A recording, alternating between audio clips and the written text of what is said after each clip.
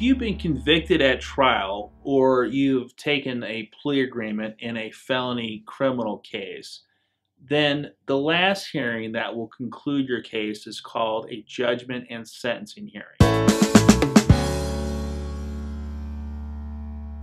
Hi, I'm Shawn.hamp. I'm a trial lawyer and criminal defense attorney who practices law here in Mohave County, Arizona. A sentencing phase of a criminal case is conducted after a determination of guilt is made. So a determination of guilt can be made in several ways. A defendant changes their plea and enters into a plea agreement. That is a determination of guilt right there. If a defendant goes to trial and is found guilty either by a jury or a judge in a bench trial, that is the determination of guilt.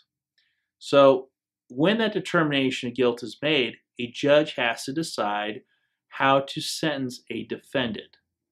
Now, under a plea agreement, that sentencing is limited by the terms of the plea agreement. If the defendant is convicted at trial, that sentencing is limited by the charges that they are convicted of. And usually at a sentencing, aggravating and mitigating factors are presented to the judge and the court to make the decision of what an appropriate sentence is. So in a felony case, if a judge has discretion to, the judge could sentence a defendant to probation or prison. Or in a misdemeanor case, maybe it's jail time or a fine, how much jail time is appropriate. So at a judgment and sentencing, a defendant will usually go first. A defense attorney will tell the judge some arguments why an appropriate sentence in favor of the defendant should be made. Then the prosecution will present their arguments. And then finally, the defense attorney will have a chance to rebut any arguments made by the prosecution. At that point, the judge will then render sentence.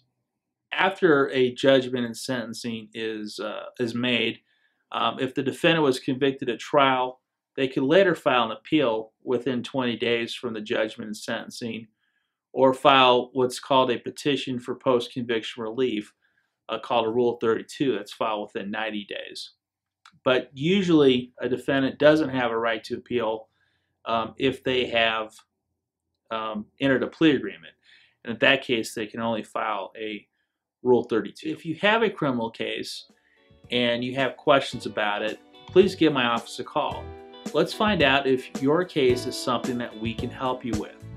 Call my office at 928-753-6868 or visit my website at hamplaw.com.